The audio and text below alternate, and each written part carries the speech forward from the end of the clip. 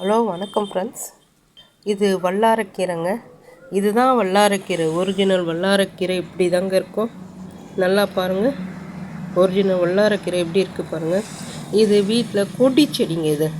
இது சும்மா 2 இலை இதே மாதிரி இருக்கான்னு சொன்னால் நான் விரல் அளவு சைஸு தான் கொண்டு வந்து வச்சேன்.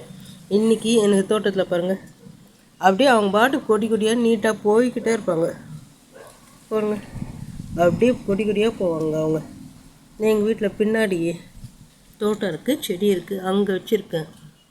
எப்படி இருக்குது பாருங்கள். அவங்க அருமையாக கொடுப்பாங்க, நிறைய கொடுப்பாங்க. இவங்க வாரத்துக்கு 2 வாட்டி நம்ம பறிக்கலாங்க. ஒரு தோசையில் போடணுன்னா என் வீட்டில் வந்து ஒரு 10 தோசை போடலாங்க. அந்த அளவுக்கு எனக்கு வாரத்துக்கு 2 வாட்டி கொடுத்துருவாங்க. கீரை நிறையவே கொடுப்பாங்க. மழை காலத்தெல்லாம் இன்னும் அதிகமாக எனக்கு கிடைக்குங்க.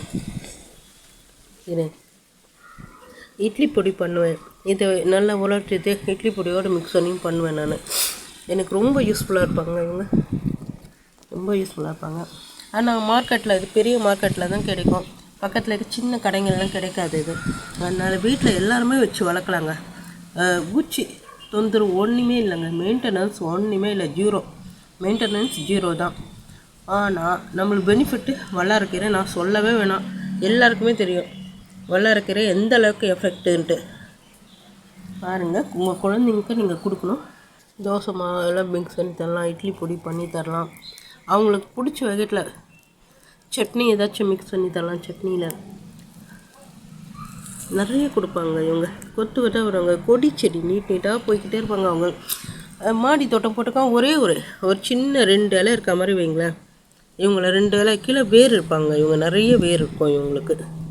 பார்த்திங்கன்னா வேறு எடுத்து ஒரு இடத்துல வச்சுட்டிங்கன்னா போதும். அவங்க பாட்டு பக்கத்தில் இருக்க தொட்டிலாம் அப்படி போய்கிட்டே இருப்பாங்க. கொடி நீட்டாக கொடி கொடியாக போய்கிட்டே இருப்பாங்க அவங்க பாட்டுன்னு. நம்மளுக்கு என்ன வேணுமோ கொடுத்துருவாங்க. பாருங்கள் எந்த அளவுக்கு இருக்குன்ட்டு. இதை எப்படியாச்சும் கலெக்ட் பண்ணி தோட்டத்தில் வச்சு நீங்களும் பயன்பெறணும் என்று ரொம்ப வேண்டி கேட்டுக்கிறேங்க. எல்லாருக்கும் மக்கள் வந்து நஞ்சில்லாத உணவு சாப்பிட்ணும் இல்லைங்களா?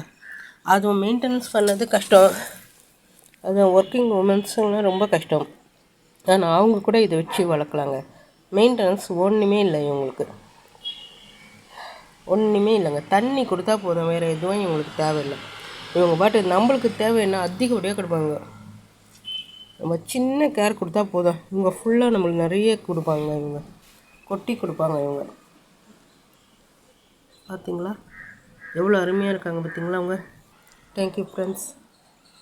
உங்களோட ஷேர் பண்ணோம் இந்த விஷயத்த நினச்சேன்.